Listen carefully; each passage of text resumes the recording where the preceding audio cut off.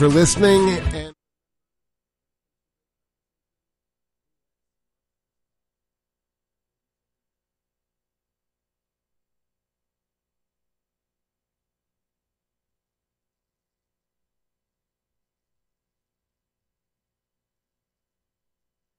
celebrating 4 years of talk like you've never heard it before.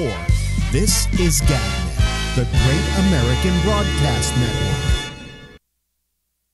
Talk like you've never heard it before is now talk like you've never seen it before. Alex Bennett's Ramble is now in video. Log on to Alex's Facebook page at facebook.com/abennett every Tuesday through Friday at 10 p.m. Eastern and experience the Citizen Panel like never before. We put a face to people like Phil, Patrick, Renee, Kevin, Tony, Jeff, Bree, Brian, and all of our regulars. And Alex is there too in his PJs. Just be glad he isn't naked. You can be one of those people who gets seen and not just heard by calling into Skype. For more information on how to Skype us, just go to gabnet.net. You can dress any way you want, provided it's decent. GabNet is now not just talk and not just a pretty face. So why don't you add yours?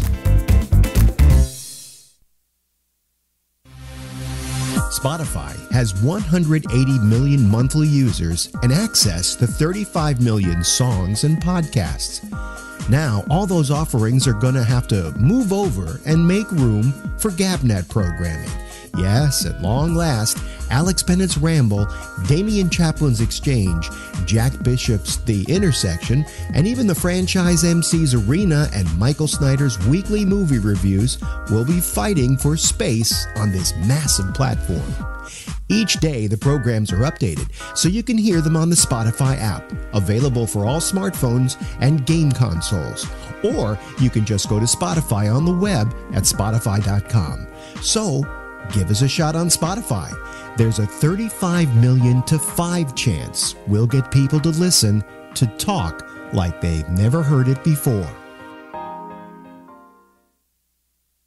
You love GabNet. You love the hosts and the citizen panels. In fact, you wish you could take them wherever you go. On your computer, log on to gabnet.net, where our stream is available around the clock.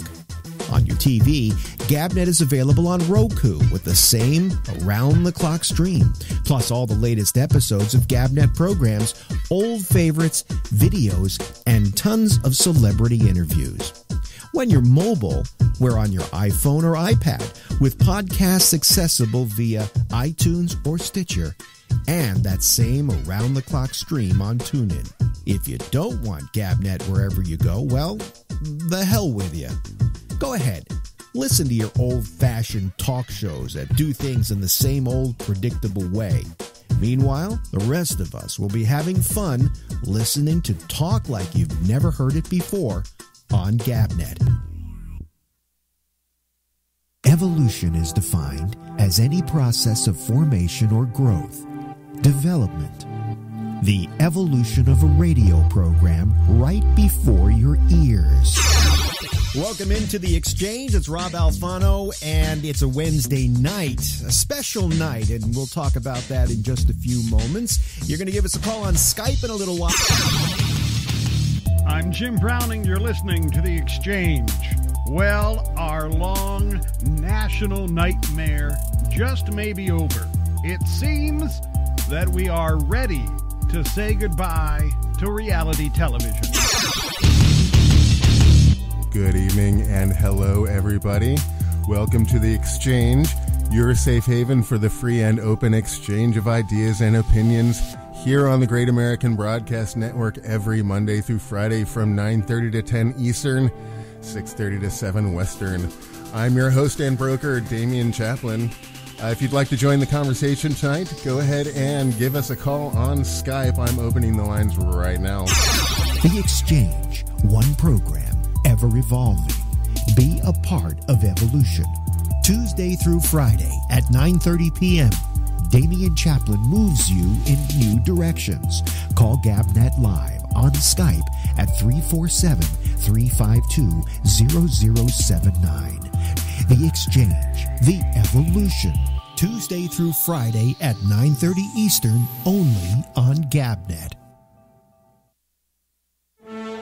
Celebrating 4 years of talk like you've never heard it before, this is Gabnet, the Great American Broadcast Network.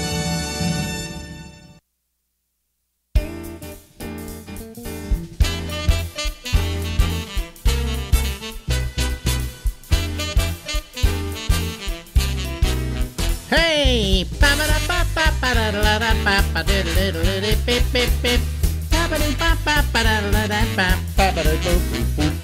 Hey everybody, it's Alex Bennett. It is the Ramble. We go until midnight tonight, Eastern Time. Got something a little special for you today, tonight, yesterday. Anyway, tonight, whatever. How do I set this up? I don't want to set it up too much because we talk about it in this interview. But I found somebody after all these years that years ago gave me a shove in the right direction, that wound up letting me have a career for the better part of 60 years. And it is an opportunity for me to thank him. And his name is Ted Randall, and we found him living in, of all places, Victoria, British Columbia. And this was a guy who gave me a push in the right direction. I'll leave it there. I'll just let you hear the interview and see where it goes. Ladies and gentlemen, Ted Randall. That face may not be familiar to a lot of our audience, and it's not as familiar to me as it was years and years and years ago when I met this man. You don't remember meeting me, do you? Actually, I do not. Yeah. I used to go by the name Jerry Bennett, and I was a aspiring broadcaster at that time. Well, at that time, I met so many people because I was traveling around the world. Yeah. And meeting people all the time that, no, I have to apologize. Believe me, I didn't think you would. But let me tell you a little story about how I met up with you and what influence you had on me. And a lot of times we influence people and we never know we did. You were on a station in San Francisco, which when I was a teenager was all the rage. KOBY, Kobe. Kobe. Yeah.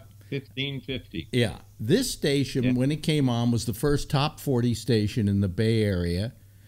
When people described what it was going to be, most of us went, who would want to listen to that? And then it went on the air and we couldn't stop listening to it. And your involvement in that station was as a jock, and I think you were you the program director? Yes, I was both. Yeah. We'll get to your meeting up with me in a bit, but talk about those days at KOBY, because those were the days when Top 40 really started. I mean, it had never existed prior to that time. Gordon McClendon, Todd Storrs supposedly came up with the format, but they didn't do it in San Francisco. Explain how KOBY came to be. Well, KOBY came to be because, let's see, I'll have to think of the owner now, Dave. It'll come to me in a second. Yeah, I'm the same way with names these days. At any rate,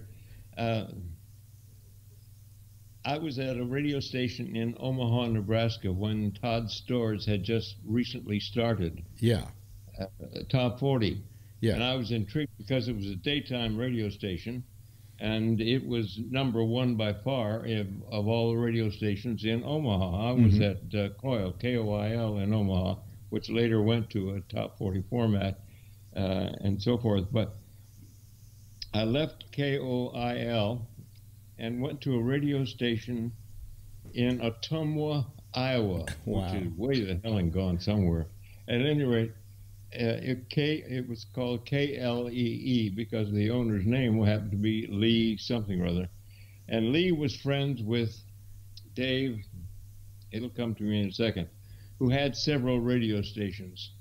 And I wasn't to stay there. I was kind of learning the business and moving on, and I'd been at Omaha for a year and then at KLEE, and I moved on some more. And I remembered that that that the radio station in what the heck was it? It was I was with Coyle. Yeah. At any rate, I remember Top 40 and Dave. And when I was looking for a job, I found Dave had a radio station in Mississippi. And I went out to see him, and he hired me. I was in need of a job, and he hired me. While he was there, he was telling everybody that he was about to buy a radio station, KOBY, in San Francisco. I think it was called KEAR before. Yes, it was, as a matter of fact. Yeah. And I convinced him to let me go out to San Francisco. He gave me $100 and said, "You're on your own, and I'll see you when you get there." And it was, I was pretty pushy, and I was barely on the air in Mississippi. WGVM was a radio station in Mississippi. At any rate, I got to San Francisco, and we all had to wait for a strike to get over. And when we did, we put together the radio station. But we had nobody who knew anything about Top 40, including Dave, the owner. And so we put it together, and within, I guess it was about 6 months after we were on the air, I became program director. But prior to that, we had been on the air maybe, I'd say a couple, 3 months maybe, around 13 weeks, and we already were showing something like 50% of the radio audience. Wow. It was incredible at that time, yeah. So we were there, and from there I went on to do, from that I became program director, but then I was also invited to go out for a television show in San Francisco. Mm-hmm. And I got that show. It became the Ted Randall Show at that time. And but on KOBY, we had to use stage names. I was called Ted Rogers at that time. Mm-hmm. But made the switch over pretty nicely. So I was I had the TV show for 1958. Right. I remember it because I was a kid. Yeah. I was 18 in 1958. Okay. Mm-hmm. And KOBY was just this force of nature that happened. All of a sudden, it just blew everything off the map. We knew we had to have 40 top hits. Yeah. They've also had a radio station called KOSI in Denver. Mm-hmm. We sort of patterned after that, but we didn't really have a pattern, and he didn't know what to do. We just basically played the top 40 popular records at the time. The idea was top 40 plus maybe like 5 up-and-comers plus a hit, hit. Well, the oldies but goodies had not arrived as yet. These things were in the process of becoming oldies but goodies as you were playing them. Yeah, that's it. At any rate, that was the story. Well, that had to be Ted. On TV, when I went on TV, I left radio at that time. But a year later, I wasn't happy with my contract and left TV. But just at that particular time, a new radio station in Oakland was coming up. KEWB. I applied for it, and I applied for it and got the job there. And KEWB was such a force of nature that it killed KOBY.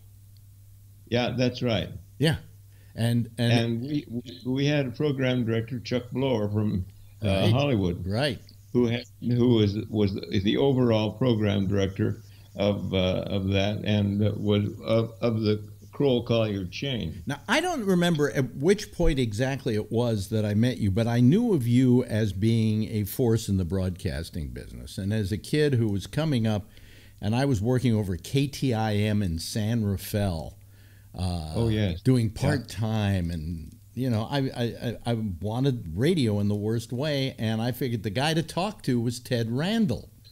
So I called you up, and I said, I'd like to talk to you and come over and see what advice you have for me, and you were nice enough to say sure. And I remember going over there, and you counseling me on what I should do, and eventually I think you gave me a job. I don't know. You had become one of the earliest versions of a radio consultant.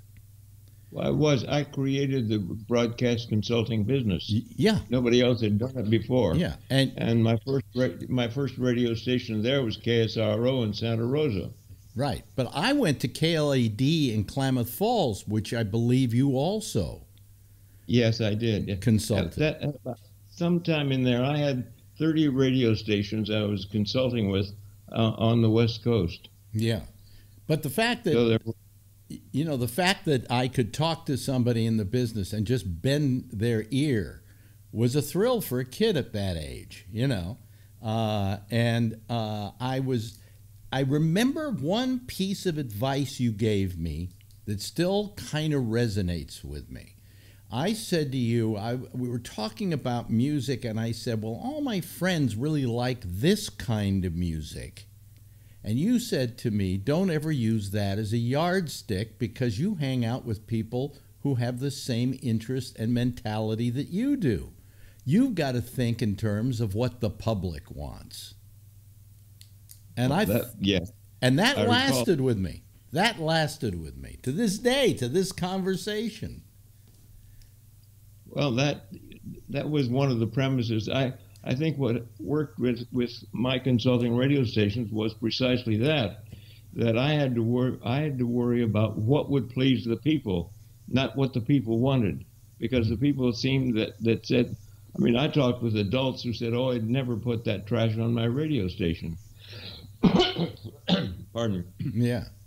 They said they would never put that trash on the radio station. I said, yeah, but most of your audience wants this trash that you won't put on. They said, oh. And finally they allowed it, and they were astounded. They were just astounded because it was what everybody. It's pretty much a premise with most businesses. If you talk about the clothing business, they'll say the same thing. It's not what you like yourself. It's immaterial. It's what the people will like. Yeah. And that piece of advice, I'm sitting here today, how many years later, I don't even want to count them, remembering sitting in that office with you and you telling me that specific piece of information, Well, it shows that my brains don't go very far. The right thing, I guess. No, but it was terrific. And, for a kid my age and wanting to go into the business, you gave me kind of a push in a certain direction. And I know didn't think you would remember me because I was such an insignificant part of your life at that point. But for me, you were a major part of my life. Isn't that something? Yeah. Well, I'm glad I was a decent friend to you at the time. Yeah, and I went on to have a career that lasted until about 5 years ago, and wow. It was very successful in San Francisco, and I was with Sirius XM, And when I think about the influences that I've had in this business, there were a lot of them, but Ted Randall was one of them. That's amazing. And so when I heard you, then I heard you were still alive. I went, my God, I got to talk to this guy. Well, I'm getting up there in the years. They're moving along pretty rapidly now. Yeah. Well, you never thought you'd get this old. Otherwise. No, that's true. Yeah. Yeah. Do you mind me asking? I always tell people how old I am. I'm 79, so I figure you're getting close 92. To 90. You're 92. Wow. Yeah. Wow. Yeah. Now, let me ask you this. You were in the radio business long after that, consulting and being on the air and so on. When you look at radio today, I tell people, the radio business really doesn't exist anymore. It's right. That's correct. When you and I were in this business, it was an exciting place to be, We were able to offer something to people they couldn't get anywhere else within a relatively short distance. Yeah. In other words, they didn't have to go 50 miles to go find something. It was on the radio, and the radios were tuned in, and they were able to find. Todd Storrs was the one who found it because he listened to jukeboxes. Mm-hmm. But the legendary story that I got, because in the later years I worked for Gordon McClendon. And Dave Siegel was the owner of KOBY, by the way. Okay, great. See, eventually you remember the names. I just find that what's happening today is that all the consolidation of the radio stations and the fact that all they care about is keeping the station on the air. I mean, it's not the business it was where we were having a good time. As I say, I worked for Gordon McClendon, and the legend had it that the way Top 40 was invented was he and Todd Storrs after the war were sitting in a diner somewhere. Yeah, and they noticed that the waitress kept going over to the jukebox and playing the same 5 songs over and over and over again. Yep. And one thing led to another, and they came up with Top 40. Well, beyond Gordon McClendon, that gave Todd Storrs the idea, and he took his father had the money so he bought him the daytime radio station, KOWH. Yeah. And when he took a couple of his announcers over, and they were having lunch at another restaurant, and they were listening to they looked at the jukebox, and they found that they played the same 40 records over and over. They made a list of it, one by one by one, and they found out that those were the only records that people played. And so they tried it on the radio station, and immediately they became very, very well. They became the number one radio station, at least during the day, because they were a daytimer. I think it's an amazing story. It's an amazing history, and it's the thing that pretty well. What happened was radio was in trouble at the time you went with KOBY and so on. Yeah. It was in trouble because television existed, and it was still trying to do what television could do better. Drama shows, comedy shows, whatever. And so this came along and literally hypoed the radio. It gave the radio business a whole new reason for existence.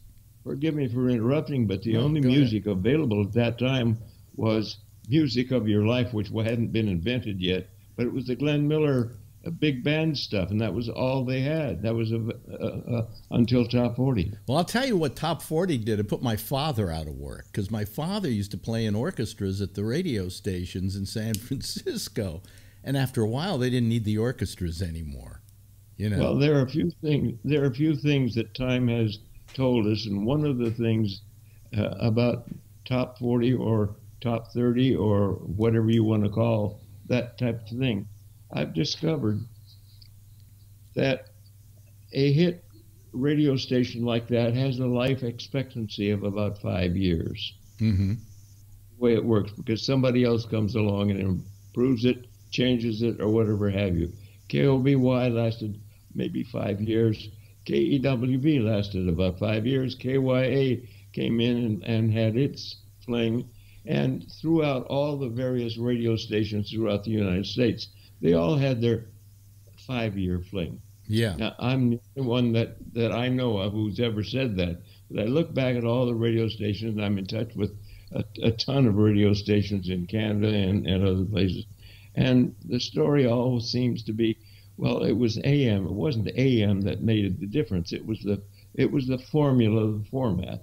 Right. I mean, I consulted with radio stations clear across Australia and did the same thing with all those radio stations. At the time, I didn't know that I was going to have trouble after 5 years, but then I wasn't involved with them. I'll tell you what, you say 5 years, but I worked at a station that lasted quite a while here in New York, which was WMCA.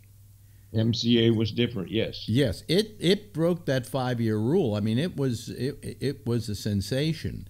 And WABC came along and competed against it, but the two of them were going neck and neck, but it wasn't like they were being replaced by something else. Yeah. And I guess one of the rare pleasures that I had in my life was winding up working at WMCA because it was a legendary radio station. Yeah, yeah. Yeah.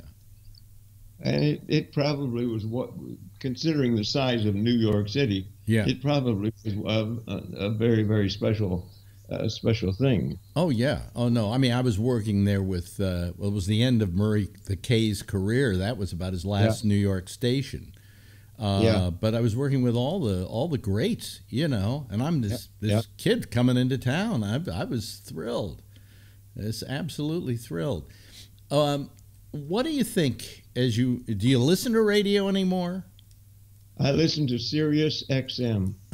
I used to be on Sirius XM. Channel that I bother with. What's that? I listen to it in the evenings because when I listen to it, I'm not competing. I'm no longer working in radio. I'm just listening for what I want to listen to. Yeah, and what channel is that? I listen to channel 69. It's called Escape. Mm-hmm. Yeah.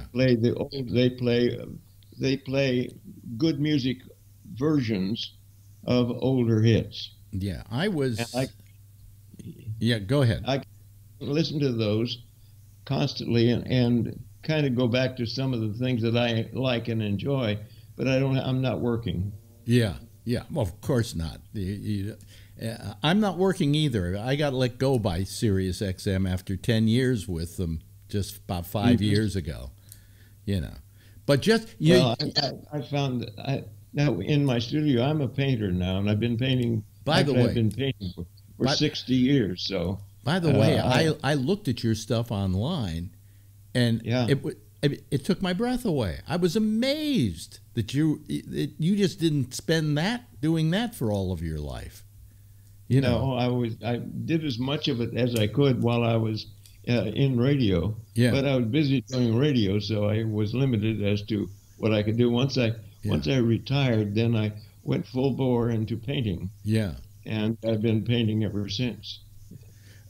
If you had a major memory to take away from your career in broadcasting, is there a moment or a time that you would say was the time you like to remember as being just a great moment for you? I would say there are two. Mm-hmm. Number one, I was contacted by some people in Hawaii who knew about me, and because Hawaii was the United States, and they knew about me, and they were able to set up my consulting in Australia. Mm-hmm. And I worked in Australia for quite a number of years. That is, consulting and traveling back and forth. Right. And I'm known in Australia as the one who brought radio up to date, something like that. I brought popular music radio to Australia. And the other one is that I was at a Billboard conference, and I was called by the owner of radio station CHUM, Alan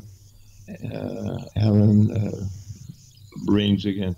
And anyway, the owner asked if I'd have lunch with him when I did, and he said, "We want to hire you." That was 1968, and they hired me to be the consultant for not only Chum but for their entire broadcasting group. And I had a 2-year contract with them. It was a wonderful time, and I got to know Canada really, really well after that. And that's where you live now. Yeah, I've been here since late 1974. Did you ever become a citizen, or you just? Yeah. Really? Yes, I'm also a citizen. I have dual citizenship. Gee, you got that great health service now. You have that. It is the best that anybody's ever seen. Yeah. If I had stayed in the United States, I'd be dead. Well, I wouldn't have been able to afford all the operations that I've had. Yeah. I had bad legs and some clogged arteries, and it would have cost at least $500,000-$600,000. Yeah. And it didn't cost me anything. Yeah, well, our signal is kind of freezing up on us now, unfortunately, but that's the nature of Skype. But Ted, I thank you so much for spending time with us. This is an absolute pleasure, and I just wanted to tell you and thank you for sending me in the right direction in this business. Well, if I had something good that I did for you, I'm most appreciative I had that opportunity. Ladies and gentlemen, that's Ted Randall. Celebrating 4 years of talk like you've never heard it before, this is GabNet, the Great American Broadcast Network. Hey there. Okay, that was Ted Randall. I hope you enjoyed that. You know, not the easiest interview to do because the guy is 92. And I hope that I'm as spry and as alive and kicking as he is right now. But I certainly I hope you got something out of it, because it really takes us back to the days when we had a thing called Top 40, and it was a sensation. And he was one of the he was the pioneer in two ways. He was one of the first Top 40 disc jockeys, one of the first Top 40 program directors, and the first radio consultant. This is a group of people. My friend Walter Sabo was a radio consultant. These are people that went in, consulted radio stations, and made them better and made them do well. And he was the premier consultant of his time. And the reason he was is because he was the only one. And then a lot of other people said, hey, that's not a bad idea for a job. And they decided to become consultants. Anyway, our lines are open, and we would love to hear from you. Let me just clear a few things here so it looks nice and clean and good. See, this is what an empty non-panel looks like. That's what it looks like. That's the screen. That's the Skype screen waiting for people to call. So we're waiting for you out there to give us a call, and we're all you do, if you don't know how to do it, go to gabnet.net. You're not going to miss anything. You'll still see the video because it plays there every night, and that we're on. And then you go over to the right-hand side of the page, and there's a whole tutorial on how to get Skype and how to be part of the citizen panel. And then you can join in and be part of our little group, which I'm waiting for it to start assembling. There we go. Here comes Charlie Wallace. Oh, Charlie saves my ass once again. Hold on a second. Is he gonna? We got to wait for his picture to come in. You see, that thing whirls around. Look at it whirling. See, there we go. There he is. Bravo. How are you this evening? Doing great. Yeah. That was an excellent interview. I loved it. Really? I didn't know how it would go over, to tell you the truth, because as I said, to begin with, certainly somebody like Jack Bishop would be thrilled by that interview, because he grew up with KOBY and with Ted Randall and so on the radio, and probably was one of the influences that got him kicked in the right direction. But to people who didn't live in San Francisco, radio in those days was local, right? You didn't have syndication. There wasn't some guy from New York doing a show that plays in San Francisco. All the stuff was local. And so each and every market had different local stars, different local radio people. And if you lived in San Francisco, you never heard of the disc jockeys that were on the air in New York. You didn't even know who they were, So that's why I hope the interview was interesting, because it is about one specific kind of market, and his involvement in it, and then his involvement later on. But every city had Top 40. We had WLS in Chicago. Yeah, but Top 40, I remember when it first happened, it wasn't a matter of just that, somebody said, let's do some Top 40. There was no Top 40. Before that, radio was soap operas, it was variety shows, but television was coming in and ruining In case people are wondering what's happening, the Skype's adjusting itself. There we go. Hi, Jeff. But before that, when I grew up with radio, I listened to, dramas and entertainment shows and things like that. Well, when television came in, radio started having a hard time, and it didn't know what to do with itself. And Top 40 became the answer. Hey, we'll play music. That's something a television can't do. And they were right. Television couldn't do it. And so Top 40 came in. But what was interesting about Top 40 was they were playing the top 40 hits in that area, okay? So that your top 40 would be a combination of, say, Elvis Presley and Perry Como, and then something by Nelson Riddle, and then Bill Haley and the Comets, and then, in other words, it was all over the map. And in the top 40, you had all different kinds of music.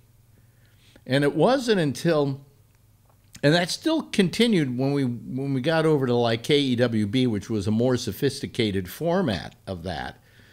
But it wasn't until we hit the progressive radio, when FM stations had to find a place in this world, and they started playing all the records that the other stations wouldn't play, that we suddenly got a radio stations were nothing but rock and roll, nothing but progressive music and so on. But anyway, so that was Ted Randall, and it was just nice after what is it? We're talking 1959. I probably met with him. 1959, 1960, somewhere around there. How many years ago was that? 60 years. Wow. Is it 60 years almost? Yeah, well. Yeah.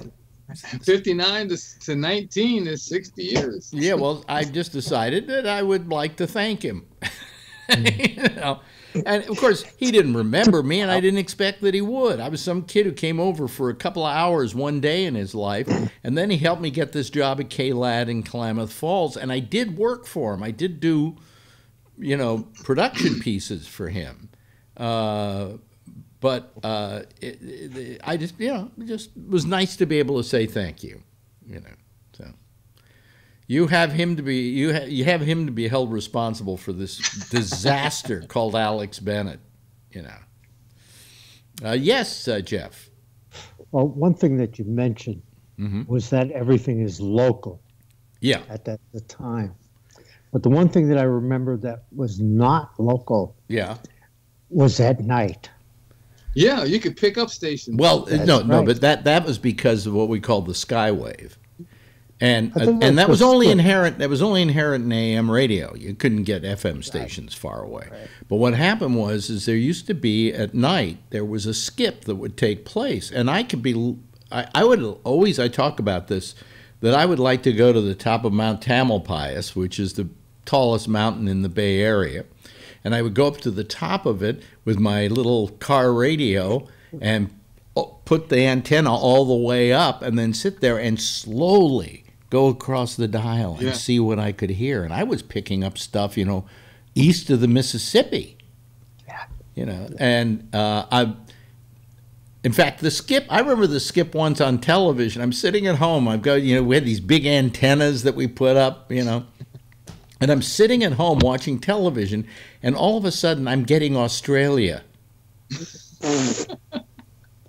That I never got. Because people don't realize television. Here's where television was. If you had did you ever wonder why there was never a channel 6? When you had those dials, do you remember that it went from 5 and then went to 7? Mm-hmm. And there was no channel 1. Started at 2, went to 5, then went from 7 up to 13. And the reason is that between channel 5 and channel 6, between channel 5 and 7, were all the FM stations. Oh. That's why it was blank there. Yeah. Yeah. And that I think TV was actually an AM signal, and its audio was an FM signal. I may be wrong on that, though. If anybody wants to call up and argue with me, go right ahead, because I'm not that, that smart on the subject, but I thought you'd like to know. But that's. But anyway, they came into town, and all of a sudden there was a station that was only playing 40 records, plus maybe 5 others that were up-and-comers and the hit of the week, the pick of the week. So maybe 46, 47 records, and they played it over and over and over again. And we all thought, oh, what kind of format is that? That's going to die fast. We became addicted to it. I mean, It became such a sensation. As he said, in the ratings, they had at least 50% of the audience in the first 3 months that they were on the air. And that was the beginning of Top 40. So, really very cool. Very cool. And it was great to talk to the guy, And also to, let him get that plug in for Canadian Health. So, Yeah. His line about, if I were still in America, I'd be dead by now. Yes, Tom Yamaguchi's joined us, and so is Rob Alfano. Hello, guys. Yeah. So, I just I really loved that interview. Just when you were talking about picking stations at night, he was talking about a Texas station being a daytime station. Mm-hmm. That there were the FCC, some stations would actually have to go off the air at sunset. Oh, yeah. I've worked a couple of them. The first one I ever worked, KTIM in San Rafael, was what we called a daytimer. And it went off at sunset. So like in the middle of summer, we didn't go off till like 9:15. But in the middle of winter, we were going off at 4:45. And then the same thing was true of KLAD in Klamath Falls. I believe it was a daytimer. But those were the only 2 daytimers I ever worked. When I was a teenager on the East Coast, I used to listen to a classical music station in Bryn Mawr in PA. And they would actually go off the air at 4:30 in the afternoon because that was sunset. Well, it was more particularly, if I remember correctly, it was 4:45. But it could be that where you were, it was 4:30. Well, where it was in Pennsylvania, it was 4:30. Yeah, there was a station in San Francisco called KJBS. And it had a very strange situation. See, the reason why a lot of these stations had to go off at sunset was because they were protecting the signal of what were called clear channel stations, or stations that had more power, that at night, because of that skip we talked about, could get interrupted by just a local station. And like, for instance, KTIM in San Rafael was only 1,000 watts. But if we were allowed to stay on at night, we could knock out, we were protecting somebody in, I think, Seattle. We could knock out some of their signal. And that was one of the reasons the FCC was formed in the first place, is because when radio first started, everybody started jumping on everybody else's frequencies, trying to knock them off. And so when the FCC came into power, they started becoming the policemen of the airwaves. And so some of these stations became, as you say, daytimers. But this thing, KJBS, it had to go off. It was 50,000 watts during the day. And it had to go off at sunset. And then it could come back again at 10 o'clock at night with 1,000 watts of power. So it was the strangest thing I ever heard of in my life. By the way, folks, we're going to be off for the next 4 hours. But during the summer, they were only off for like an hour and 15 minutes. It was very strange. Very strange. You remember all this, Rob, at all? Yeah. Are there still daytimers? Yeah, sure there are. Really? Yeah, they're like WHLI on Long Island is a daytimer. Mm-hmm. 1100. Yeah. I never worked at a daytimer. I worked at stations, a couple of them, that would power down at sunset. Mm-hmm. We go from 10,000 watts daytime. The first station I worked at was 10,000 watts daytime, 5,000 nighttime, and then I worked at a 1,000 daytime that went down to 500 at night. I'll tell you, because of that factor may have played into my career. Let me explain something to you. If you had a station that was there were two kinds of stations. There were non-directional, in which the signal just went from the transmitter and then around and around and around as far out as it could go. And then there was another kind called directional. And they had a signal that was multiple towers. Yeah, and it would go in one direction, again, to protect another radio station. Well, in order to work at a directional radio station, and at one of those stations where they changed power during the day to the night, you had to have a first-class operator's license. Oh, not when I was... From the FCC. Well, when I started out in this business, you had to.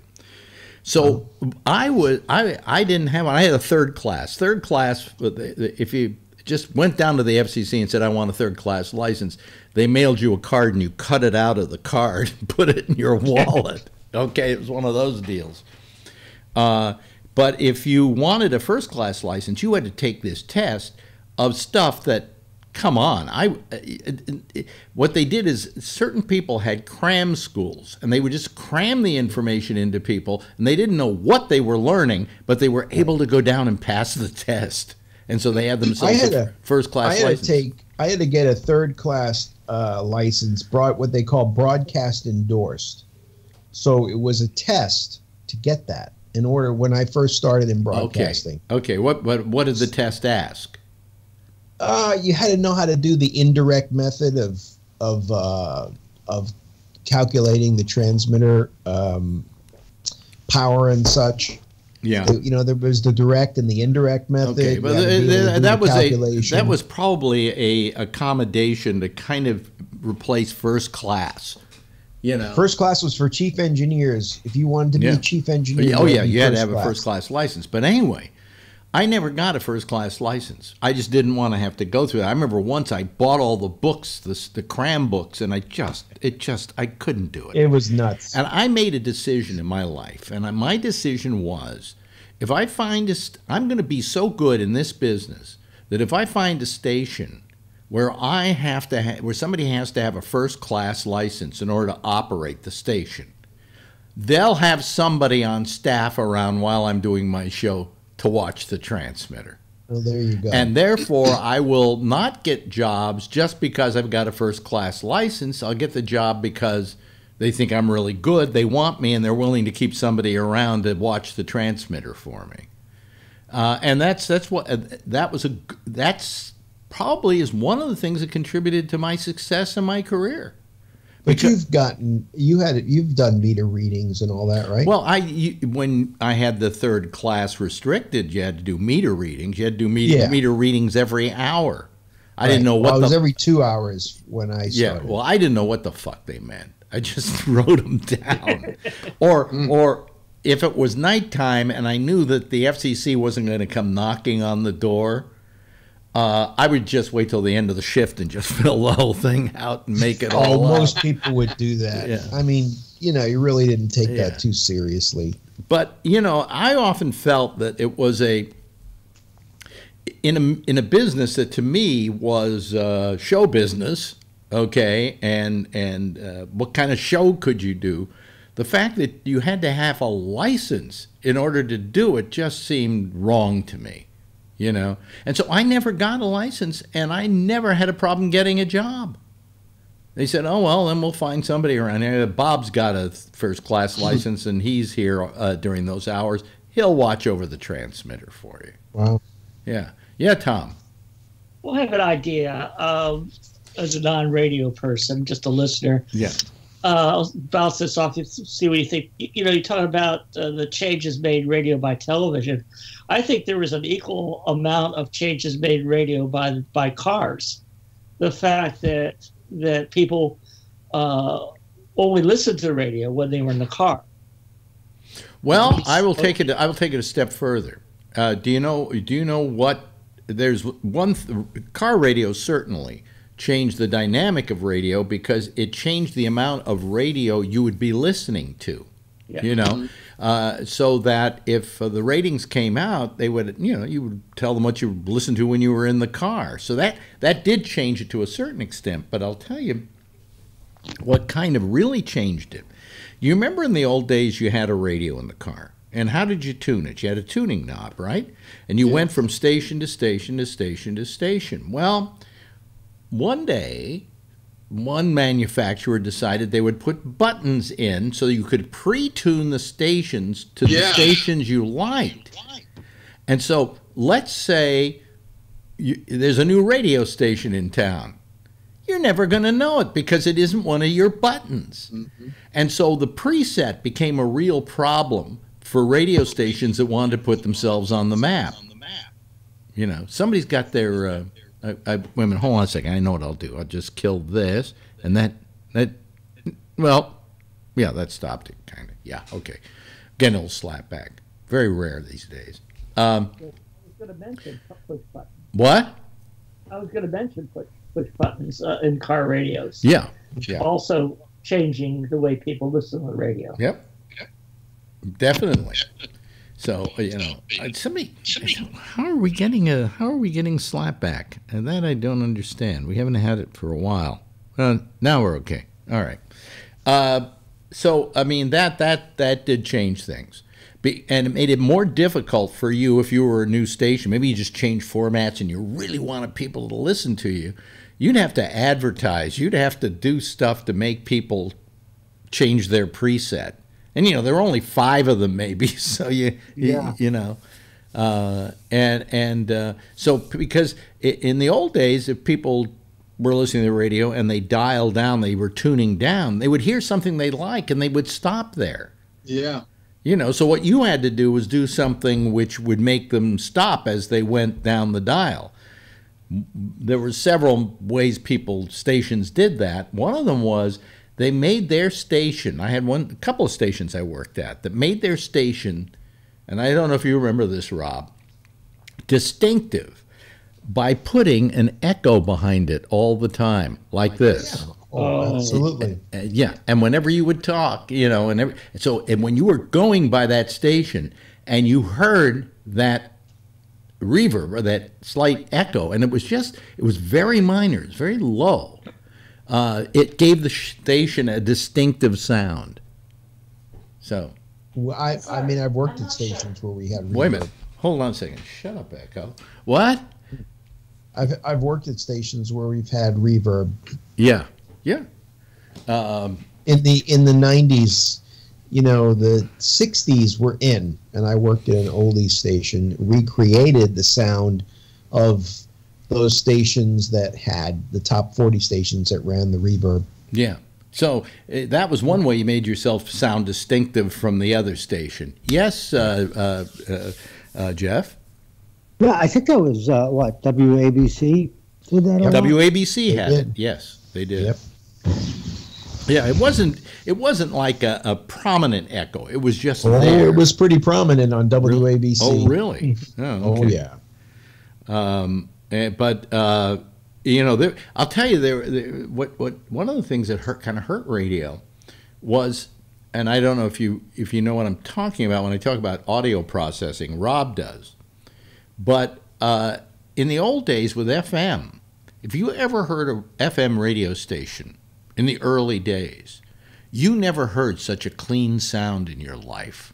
It was just incredible. That's why a lot of classical stations and jazz stations decided to go on FM, because they could play when you heard FM, you just went, now, boy, compared to AM, this is just incredible.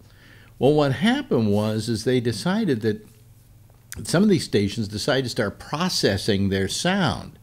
So the sound you get on FM stations today is nothing like FM can sound, because it's being compressed and it's being expanded, and they do all kinds of things with it. And it's loud, and then they do that because they want to be the loudest thing on the dial. Yeah.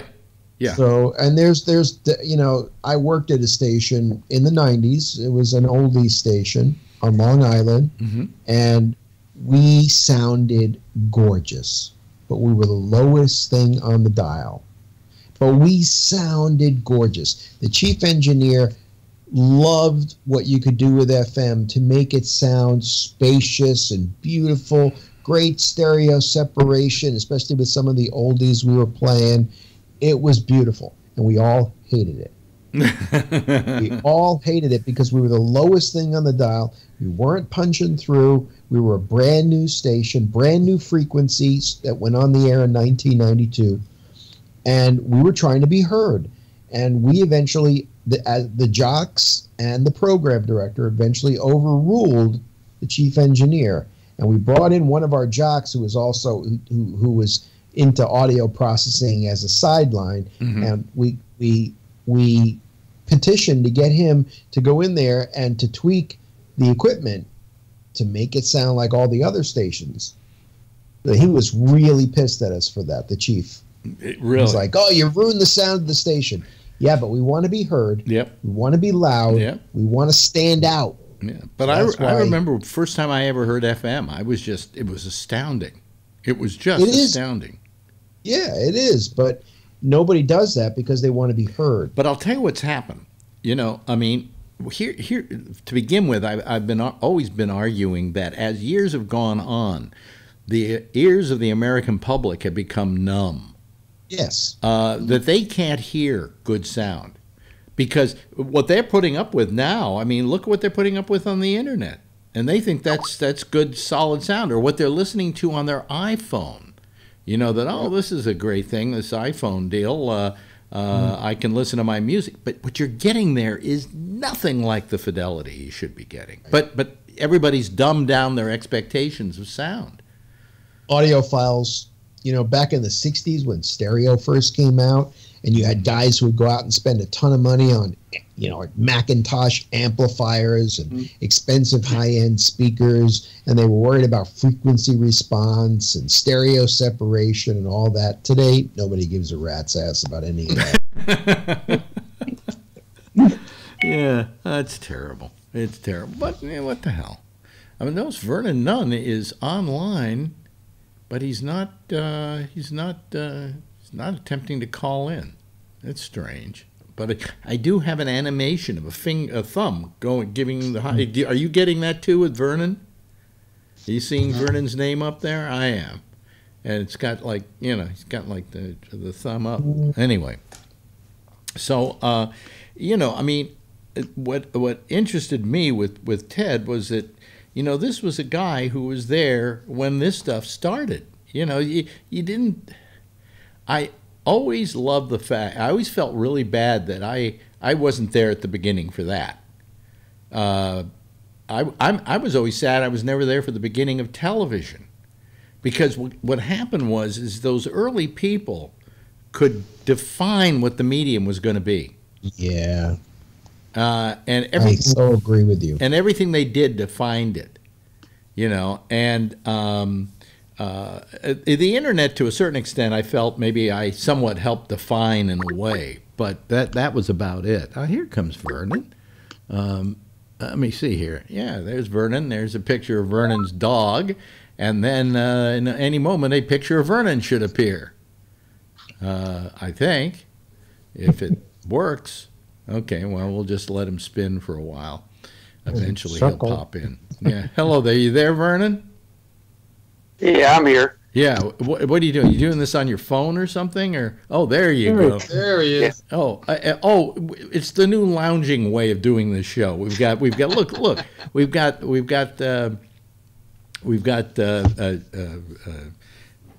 Rob looking really comfy, and Josh looking real comfy, and Tom's almost lying. Are you lying down, Tom? I'm resting against the wall. You're resting against the wall. Okay. And so it's only Charlie, I, and Jeff who are actually not lying down. Old school. Yeah. Old school. Yeah. But, you know, so, I mean, I would have loved to have been there at the very beginning of all of this and helped define it and help mold it, you know. And the one thing that I liked about cable television, when cable came along, that was my chance to be in on the beginning of something. And that gave me a chance to define the medium. course, what I defined it with was tits and ass. But that's, hey, what did it become? I mean, come on. Nothing wrong with Not a that. bad thing. Somebody had to do it. I remember Time Life, who owned Manhattan Cable, pulled Midnight Blue off the air because we were just an abomination to them. They didn't like the fact that they were going to be defined by this sex show, and they didn't think it was good for Time Life to be that way. And even though by law they had to keep our show on the air, they pulled us off anyway. Well, later on, Time Life owned a thing called HBO. In fact, they had HBO when we were doing cable. What did HBO become? Do you ever see that ad I used to run on my old show, the TV thing, that somebody made up going, it's, hey, Mom, yeah, I'm doing this show, and then he kisses me, and I kiss him, and then we have sex, and she goes, you're doing porn? Oh, no, Mom, it's not porn, it's HBO. Yeah. And then the whole ad is at the end, it's not porn, it's HBO. And pretty much, Time Life went into the porn business. They just wanted to get us out of it so they'd have a free reign. But we got back on the air, so fuck them. But anyway, yes, Vernon.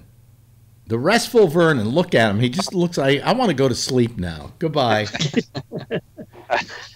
I heard you talking earlier about the cable channels or the television channels, and the reason that Channel 1 was never assigned was because the picture quality sucked and there was too much static. But by that time, enough TV stations had been assigned that they did not re-assign the channel numbers. Right. So they started at Channel 2, and then, am I right, they went to Channel 5, and then they skipped 5, or maybe was there a 6? I think maybe there was a 6, They skipped 6. They skipped 6 because they either skipped 6 or between 5 and 6 were all the FM channels. That's right. Yeah. And you're correct. And I think... Wait a minute. Picture was wait a minute. One at a time. First Rob and then Vernon. Yeah. I think television audio was always FM. Yeah. Yes, what were you going to say, Vernon? And then over to Tom. Yes, Vernon. Yeah, the picture was amplitude modulated and the sound was frequency modulated. And then when color television came along, they added a subcarrier of 3.5 megahertz to send the color picture. Wow. I didn't know that. Yeah. Okay. Yes, Tom. So I remember living in two cities that had TV Channel 6 locally, both Philadelphia and San Diego. I remember we could tune our on the FM radio. If we tuned far enough to the to the low part, you could actually pick up the audio for Channel 6. Okay, so there was a 6, but I think it was between either maybe it was 6 and 7. Vernon, you should know a little bit about this. Between 6 and 7 were the FM bands? I think that's right. I'd have to do some Okay. research to confirm it. Yeah. And then they only had 12 channels, of course, the top one being 13, and that was it. And we didn't go higher till they brought in cable. Well, then we got UHF. UHF. Then they got UHF, and then you got your 14, 15, 16, whatever. That's when you get all the great Spanish yes. soap operas. Yeah, yeah. But unfortunately, when they first started UHF, nobody watched it at all. Yeah, you got bullfights. In fact, wasn't that what Ted Turner did? He bought his station down in Atlanta, and it was a UHF, and nobody wanted to watch it. So he decided he found this thing called the satellite. Nobody was using it, and he started distributing. It was called the Superstation. Mm-hmm. And he ran his station out of there. Nobody watched it over the air, but, he became a force to be reckoned with, and today it still exists. It's TBS. So that was how that came to be. But UHF, I forgot about UHF altogether. Ultra high frequency. It didn't go as far, did it? It was a little harder to pick up. Remember, you had the dial that you would spin and spin and spin, and you would have to it was more like a radio dial. It didn't click the way the television dial did. Yeah, yeah. But Well, the other thing you have to remember is that radio waves tend to act more like light waves as they go up in frequency. So a UHF station would tend not to go as far unless they increase the power. right, right. Ah. Also, in radio, the stations up at the higher end of the dial didn't have to have huge amounts of power. 5,000 watts at 560 was more powerful than 50,000 watts at 1510. Am I right again, Vernon? Because Vernon's the Yep. dots and dashes guy here. That's correct. Yeah, yeah. So, are we boring everybody with this? I don't think so. They're actually, we were getting some nice size numbers here. I just so what a wonderful. We keep hearing more and more about AM stations shutting down. The only thing that's going to be left are the clear channels. Yeah.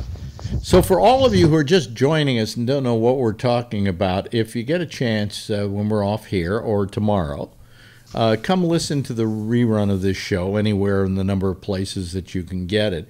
And the first half hour, I talk with Ted Randall, who was like a pioneer, basically, And I would love to talk to a lot of these pioneers, only he's the only one that's alive. I don't know where most of these other people are. But anyway, so that's that. So anyway, oh yes, Tom. I was just saying, talking about things that are going out of business. On the local news site, they had a story that there is one blockbuster video Yes. for the Yes. whole world.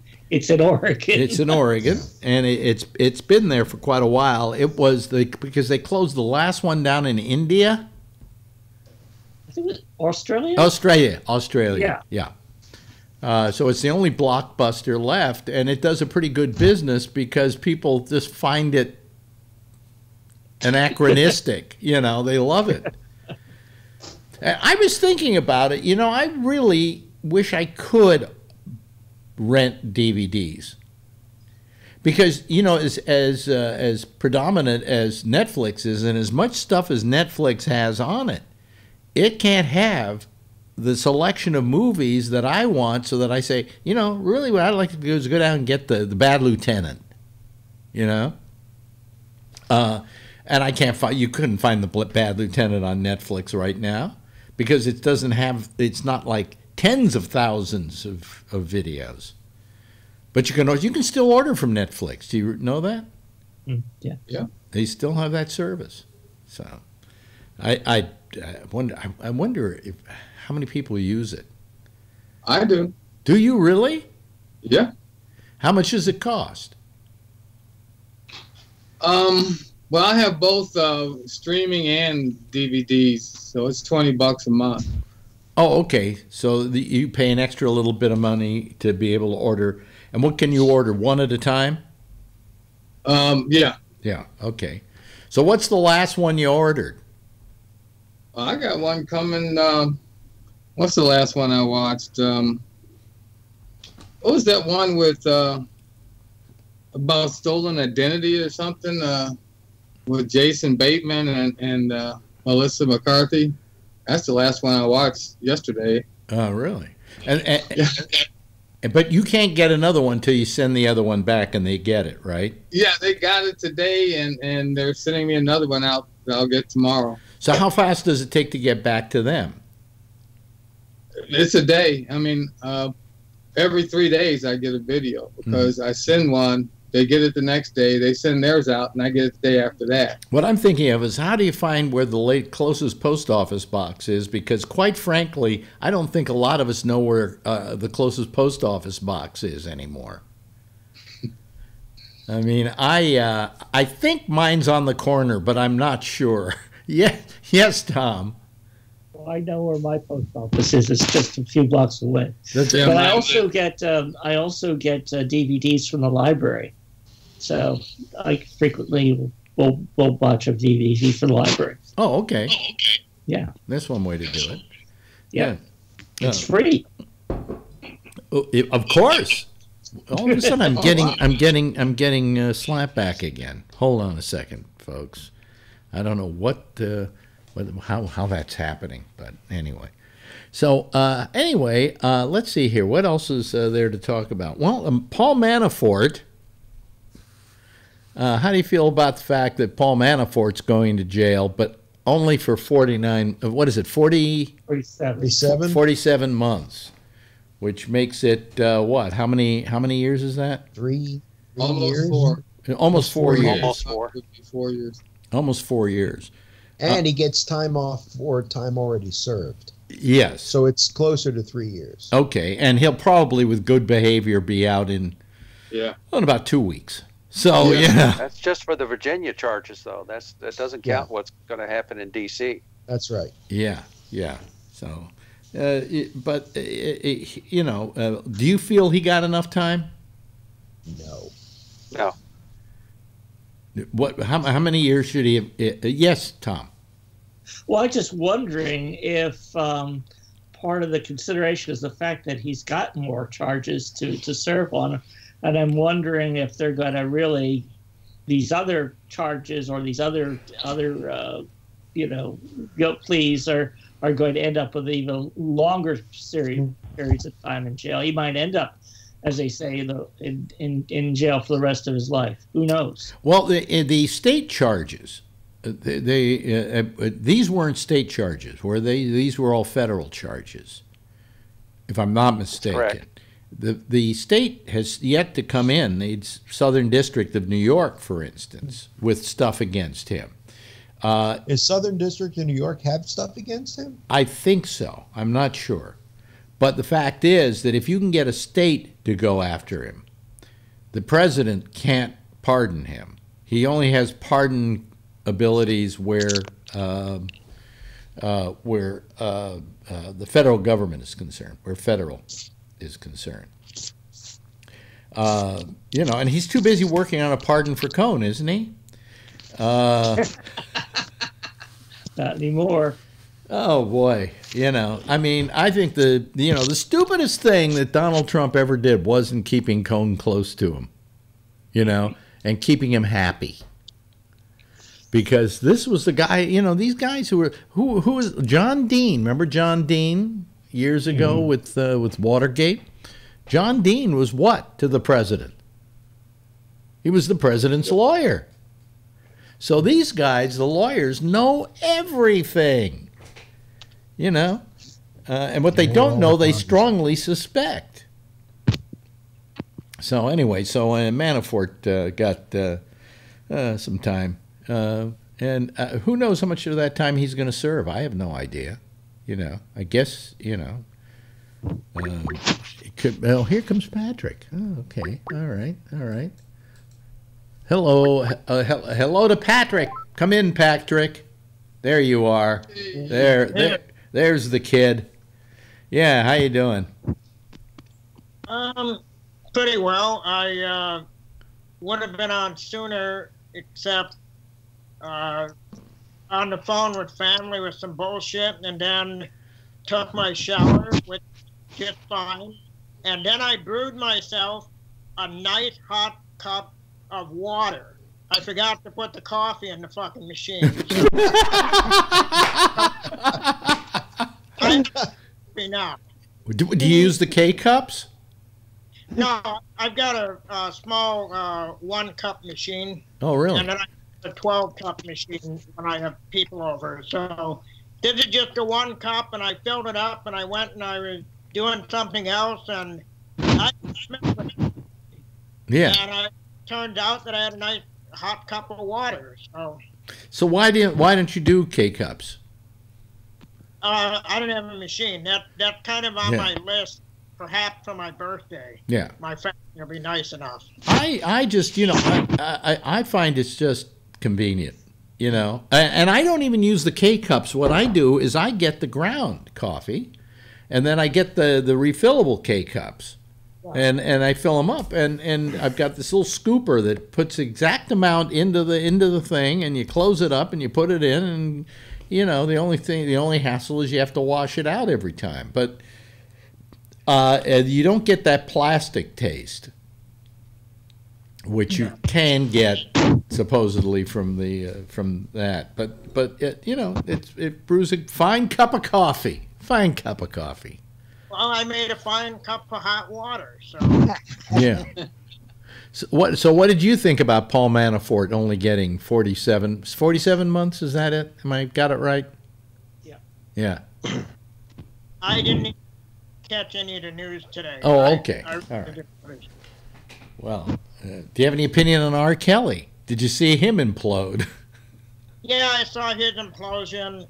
Look, after the whole Justice Smollett thing and how it looked sincere, yeah. I'm not sure if I buy R. Kelly's sincerity. I'm going to...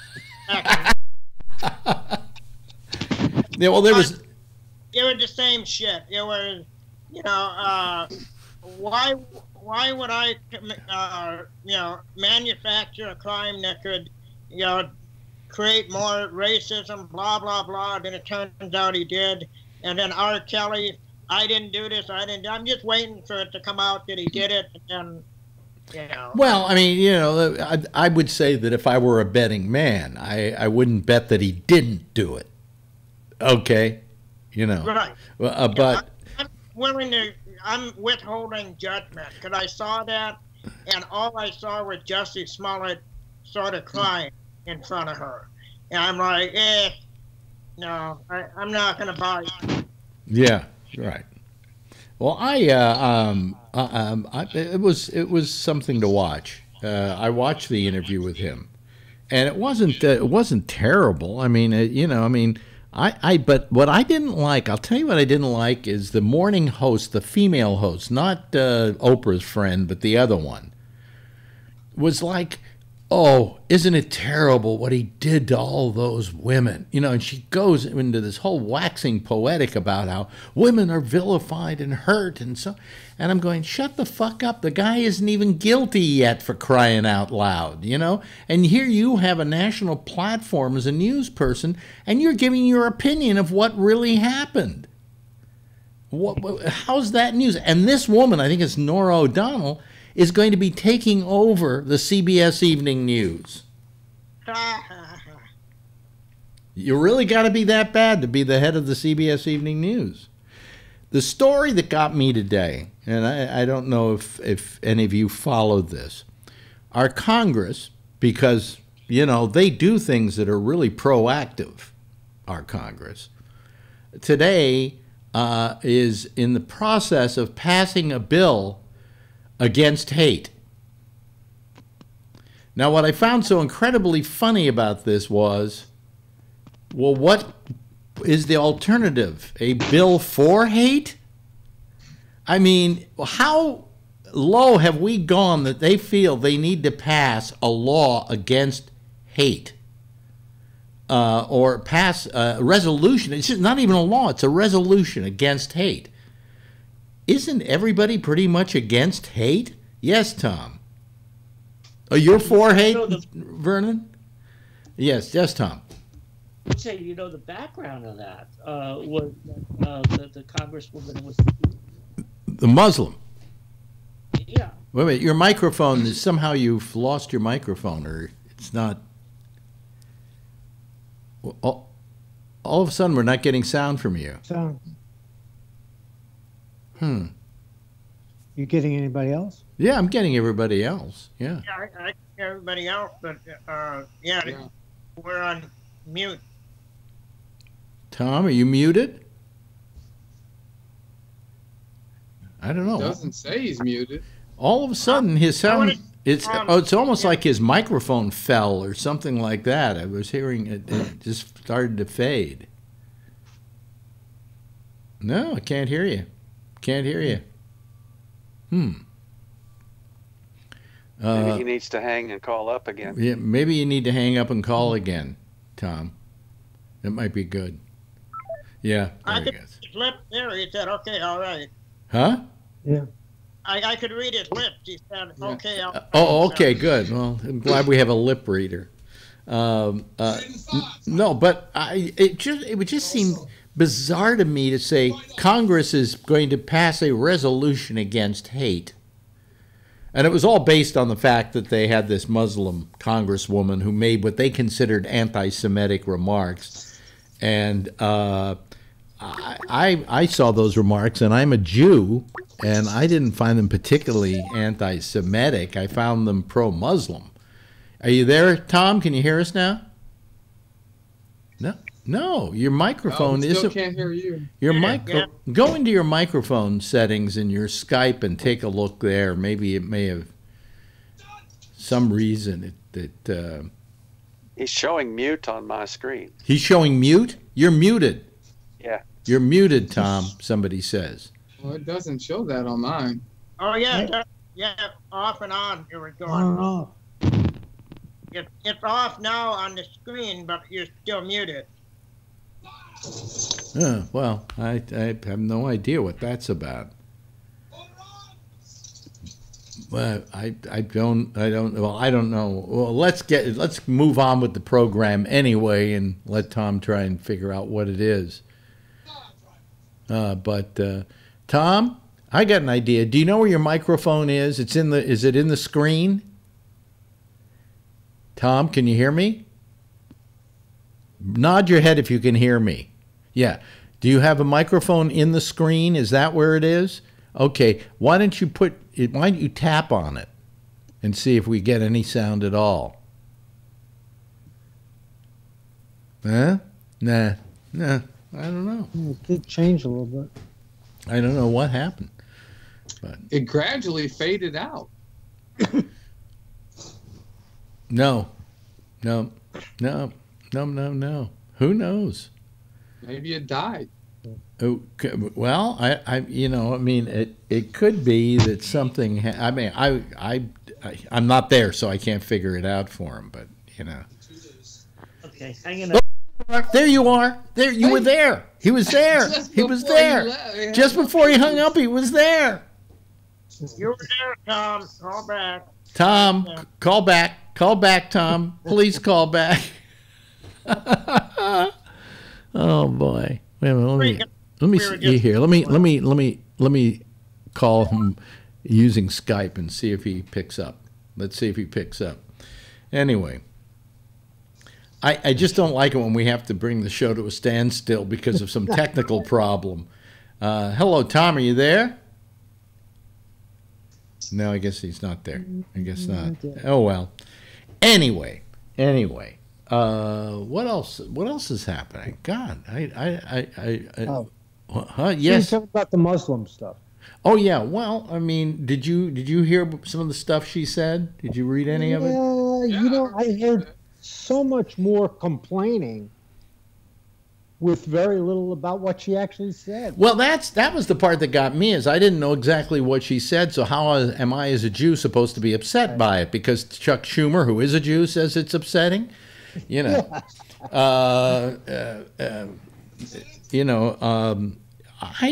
feeling is that what I could see that she said, it had to do with the fact that the United States gives Israel preference, and that she said follow the money. And the fact is, there is a lot of money at stake there as well. Yes, Charles. Yeah, all she said was that she didn't want to pledge allegiance to the right-wing government of Netanyahu. She didn't say anything about Jews. Is that what she said? Yeah. So how is that anti-Semitic? Yeah. God, I'm saying she didn't even say she hated Israel. She just hated that particular government. Well, now I know how black people feel when some white guy says that's offensive to the black people. Don't go out speaking for me. I'll decide whether it's anti-Semitic or not. And by the way, from a technical standpoint, she can't be anti-Semitic because she is Semitic. So, But, I mean, the fact that they pass a resolution against hate, well, come on. Isn't that a given? I mean, do you have to pass a resolution on that? Waste of time. By the way, Josh, you've been a little quiet tonight. Yeah, I guess I have. Any opinion about this whole brouhaha that's going on because some Muslim congresswoman wrote some tweets? Well, I never heard what she said, and so I still haven't heard it. I just kind of read headlines, etc., about her saying things about, Jews, which sounds like that probably was misleading. Yeah. I'm sure they only passed a resolution just so that they can, try to say next time they're admonishing some Republican for some similar act, they can say, well, we admonished our own, you guys need to do the same. And then, so that's basically the motivation behind that. And then wait a minute. You mean it isn't because they care about Jews? No. Oh, okay. They care about Jews. Oh, God. I thought for a moment somebody cared about Jews, Right. And isn't Netanyahu going to go to prison here maybe pretty soon anyway? Yeah, it looks like it. It looks like it. They're much better at getting their officials in prison than we are. Yeah, fuck that. Yeah. Fuck that guy. I don't care about fucking Netanyahu. I don't think I have disliked anybody more than I dislike Netanyahu. Right. I find him a totally despicable human being. And I'm not surprised that he was caught with his hand in the cookie jar. Okay? In fact... So Jews are not the high and mighty fucking whitewashed people that apparently we're all supposed to believe they are? They commit crimes too? It's been known to happen, yeah. I'm just curious. But here's the deal. Did I just offend some Jews? I don't know. No. I'll tell you something. No, look, I've never been. Listen, I've never been particularly pro-Israel myself. And I'm Jewish because I don't consider Israel to be Jewish. I consider it to be Israel, and as such, you have to treat it as a political entity. You have to treat it as a nation, not as a religion. Because God forbid, what would happen if tomorrow Israel decided to attack the United States? Do they then round up every Jew in America and put us in some camp somewhere like they did with the Japanese? I'm sure they would. Yeah. So I don't want my name, my religion, my history to be associated with a particular political philosophy. It's my religion. And that's all it is. Yeah, are you there, Tom? Yeah. Can you hear me now? Yeah, we can hear you fine. That's weird. Yeah, it was funny. Just as you hung up, we could hear you. You said I'm hanging up now. Yeah, I did a test call. Yeah. And it was configured okay, so I thought I'd just try again. Yeah, well, it's working fine now. Until it doesn't, Okay. Anyway. But anyway, no, you were going to say something about the Muslim. You've probably already been there and done that. Well, no, but I want your opinion on it because your take is always interesting. I was going to say, I mean, the reason why they voted on it was because they had interpreted her, some of the things that she was saying as anti-Semitic. And that is, I mean, certainly the first comment, the Benjamins, I mean, that kind of thing. But the other thing that he was talking about AIPAC and all, as many people, and you probably, while I was off fiddling around with my stuff, were mentioning, there's a lot of Jewish people who are very critical of Israel and definitely and don't agree at all with AIPAC. Yeah. So the point I was going to make, and this is interesting because listening to the different news takes on it, was that basically what the Democrats did is they took this resolution, which passed today. Mm-hmm. They took this resolution and expanded it to include anti-Semitism expressed through white supremacists, anti-Muslim stuff. But don't they realize that the reason they're passing that is because of their feeling against this particular Muslim, because she is a Muslim in saying these things? Yes, yeah. And it's been noted that the West Virginia Republican Party created this poster of 9/11 towers burning, and this congresswoman, basically made blaming her for 9/11. Yeah. And but the ironic thing was was there were all Democrats in Congress, including the Congresswoman herself. They all voted yes for the resolution. 23 Republicans voted against it. Oh, no. Really? They like hate. They like hate. And so USA. Yeah, here the Republicans go, you don't have the guts to vote for this resolution, and then 23 and then includes that guy, was it Peter King in Steve King, yeah. Steve King in Iowa. He actually voted present, but all these people, Republicans voted against it. And then I was listening to the Channel 2 News, and they didn't even mention the fact that when he said, Frank Somerville said, well, all the Democrats voted for it. He didn't say that 23 votes against it were all Republicans. It's sort of ironic that that the Republicans were trying to use this resolution to stick it to the Democrats, and they end up getting stuck. Yeah, themselves. but I mean, I'll get to you in a second, Patrick. I mean, I just don't understand why you would. To begin with, I don't understand why you have to vote on something like this. Isn't being against hate a given? Okay. Secondly, the fact that there were any number of Republicans who didn't vote for it because they thought it was a Democratic thing, it's stupid. It's just stupid. Yes, Patrick. Is it possible that the Republicans that voted against it thought along the same lines as Alec Bennett, who thought it was a horseshit resolution anyway? And why would I vote for something that is a logical thing? Because I'll tell you right now, more than likely I would have voted against it too, because I would have looked at it as, isn't this just a normal thing that we don't like hate? Well, and it's grandstanding. For everybody who voted for it, it's grandstanding to say, look how open-minded I am, look how inclusive I am, and regardless of the party.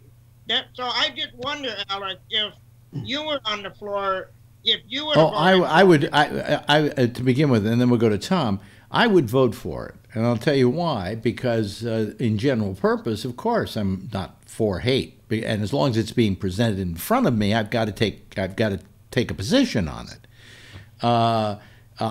Even though I feel, I would first tell everybody I think it's unnecessary, because isn't it a given that hate is wrong and tolerance is good? Yes, Tom. Well, yeah, and it's totally facetious, because that's not the Republican position from the beginning. They were actually for. Now he froze up on us. What happened to him? Making these statements, it means that you're tolerating anti-Semitism when you have, once again, what Peter King or whatever in Iowa talking about. Well, why is white supremacy such a bad thing suddenly? It's like, and all the things that that Trump has said. I mean, people with torches marching down the street, saying Jews will not replace us. They're good people. They're good people on the other side, on that side. But on the other hand, the hypocrisy is just astounding. Yeah, but I mean, the idiocy is the saying, well, we're going to do a resolution against hate. Well, come on, isn't that a given? I mean, do we really think that people who are racist and all those things are homophobic it's okay?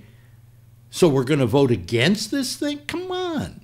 But I agree with Patrick. I mean, it's unnecessary to have the that forced the issue. It's unnecessary to have the vote in the first place, and it was only done for political purposes. It wasn't done because they love Jews and they love blacks and they love homosexuals and they love all the people it's going to protect.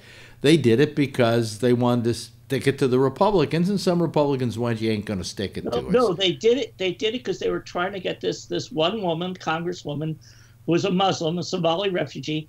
They were trying to silence her. Listen, I got news for you. and then I'll go to Patrick.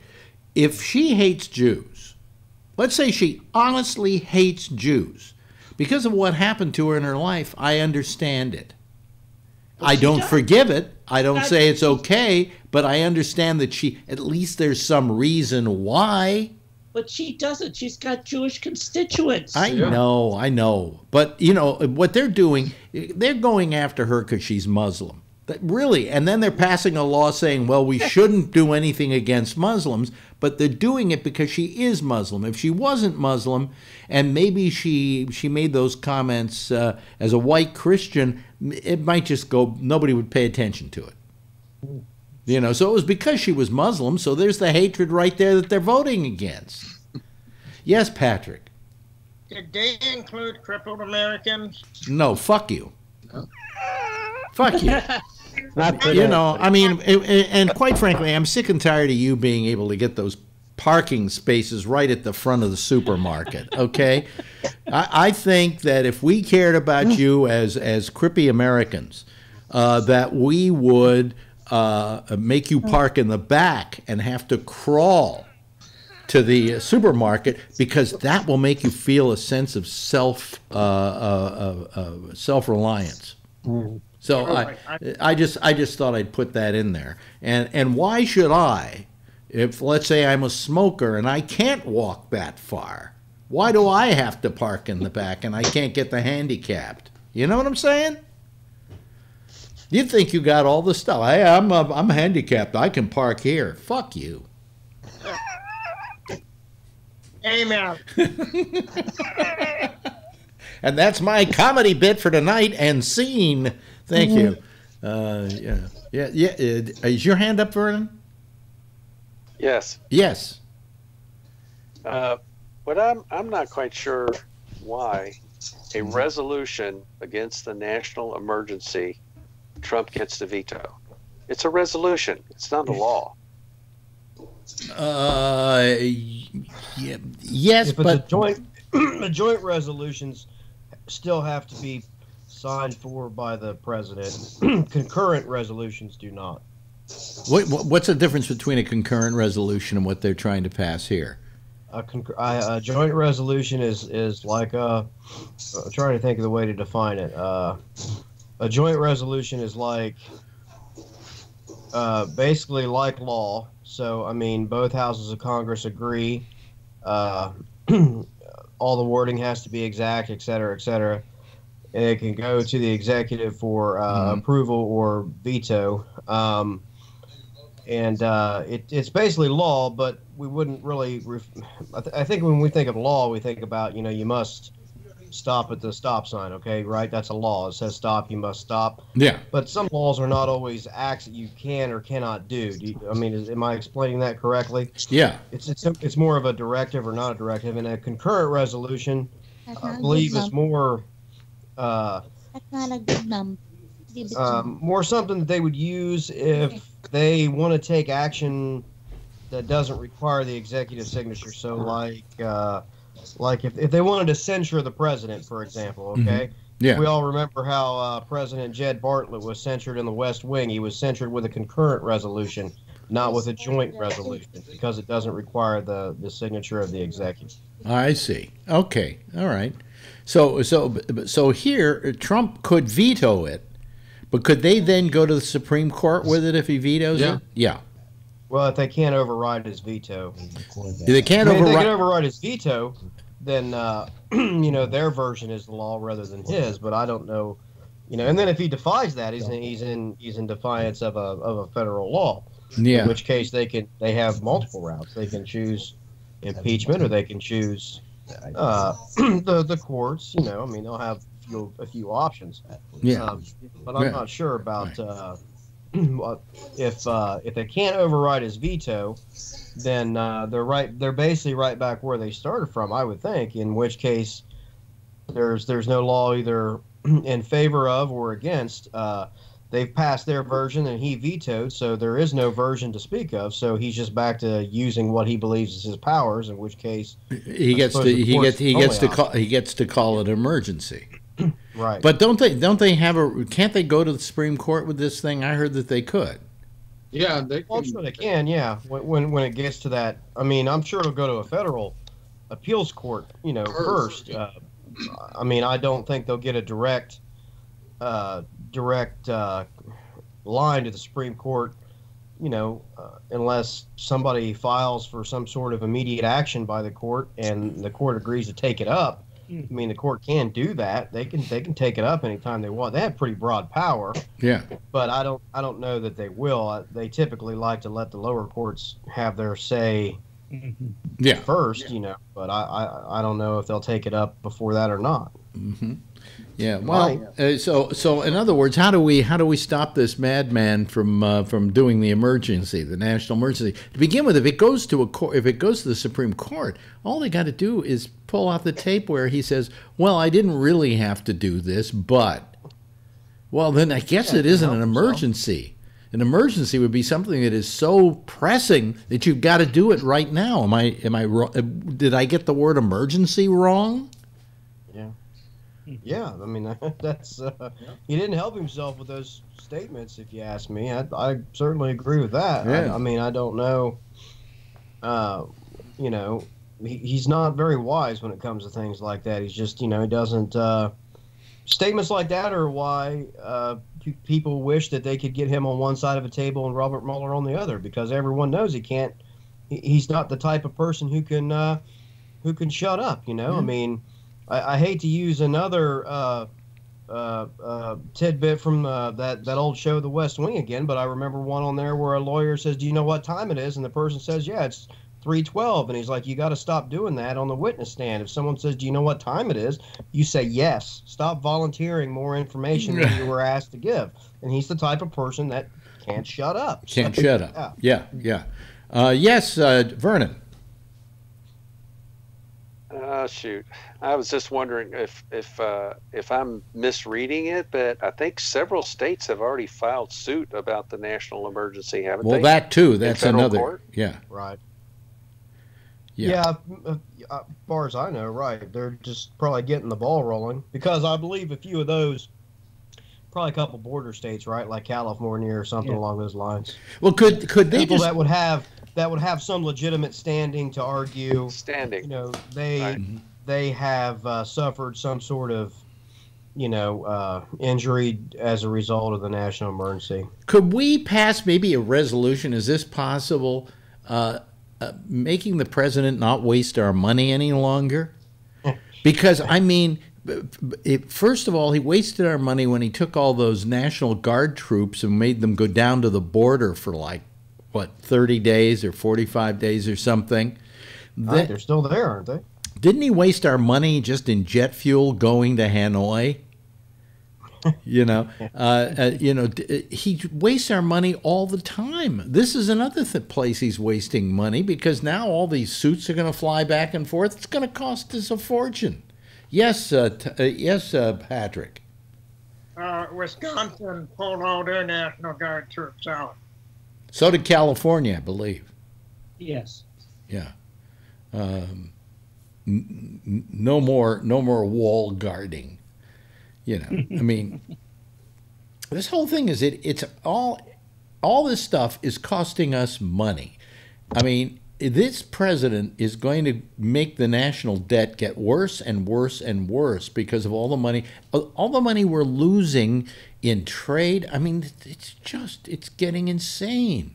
I heard that this week, Alex, that the national trade deficit's ballooned in the last 2 months. Yeah, where this was supposed to make it go down, right? Right. Yeah. Yes, Charlie. Yeah, the trade deficit is actually the biggest it's ever been in U.S. history. Oh. Thanks to Trump. Well, it certainly worked. Yes, Rob. So the states that have filed a lawsuit against Trump's emergency plan are California, Colorado, Connecticut, Delaware, Hawaii, Illinois, Maine, Maryland. Attorney General Dana Nesson on behalf of the people of Michigan, the state of Minnesota, Nevada, New Jersey, New Mexico, New York, Oregon, and Virginia. Wow. Jeff, did you have your hand up? Turn on your mic. Yeah. Sorry.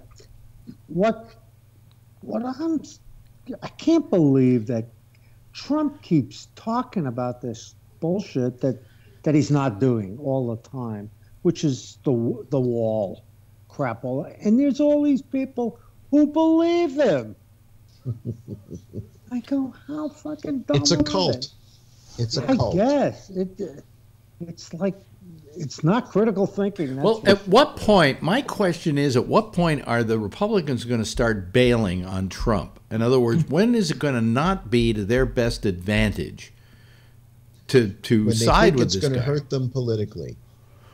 Hasn't it already, do you think? No, I don't think so. I'm thinking that, Republicans only represent, I think, 35% of the electorate? Yeah. And Democrats something like 43, 44, somewhere around there. I may be wrong, but I think I'm close enough. And then the rest, of course, are in the middle. And so there's this whole ground of people who will shift back and forth. Do you think there's a shift towards Trump rather than away from Trump? Or do you think there's a shift away from him? Hard to know. I mean, you got to remember, he was 3 million votes shy of winning the election by the popular vote. So we're already ahead by 3 million. We just got to get him in the right place. That's all, Then why do people think that Trump's going to get a second term? Well, because we're looking at who's going to run against him. And it ain't exactly it isn't exactly a great bunch. Let me see here. Jeff, did you have something to say, or? No, I'll wait. Okay, Patrick. The biggest thing that the Democrats need is somebody that can be as bombastic and as hard edge and gritty as Trump is, and is willing to, just like that vote that happened today about the hate, willing to forego the grandstanding of being the angelic party and the party of we're going to be nice and all of that, and be willing to get down into the mud and the blood and all of the dirt with Trump and fight it out. And right now, from my perspective, and everybody knows how much I love Trump, I don't see anybody even close to having the balls to go against him. In other words, you're saying what you're essentially saying is there's nobody willing to fight as dirty as Trump. Right, and that's the only way you're going to beat him. You have to at least meet him at his level, and then, it turns stomachs of a lot of Democrats who don't like that. Yeah. And you can think of one person on this panel that doesn't like fighting and all of that, Tom.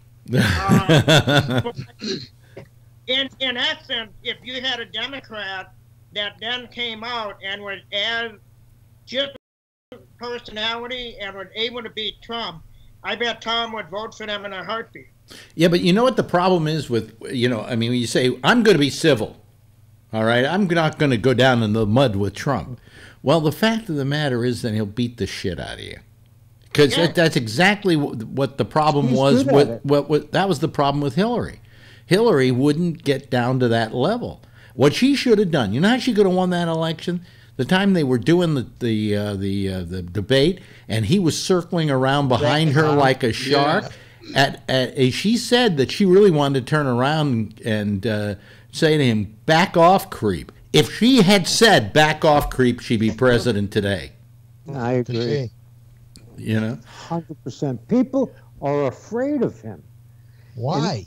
And the biggest problem is, I'll tell you in 1 second, the people who are the most afraid of him are the Republicans, his own party. And I think it is because Trump is a bully. He's a street guy. And he's got a big mouth and he'll say anything. Yeah. And he's willing to lie every day. It doesn't bother him at all. Vernon, and they're afraid of that kind of stuff. Vernon, Vernon, I saw your hand up. Yeah, I kind of disagree with Patrick about the way to beat Trump because my great grandmother told me one time that if you wallow in the mud with pigs, you're going to lose because the pigs will enjoy it.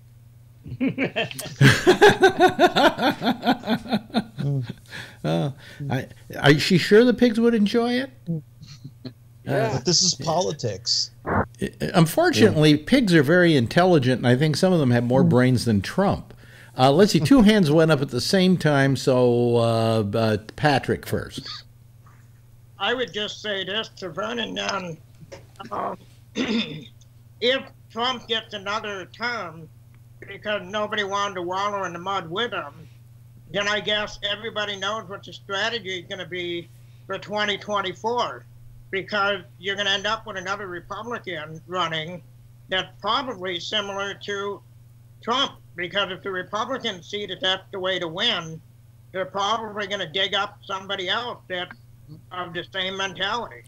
My question is, here we're beginning to see the field, and God knows it's going to be a huge field. I mean, they're going to have to hold 2 debates in the beginning for every debate because there are too many people, all right?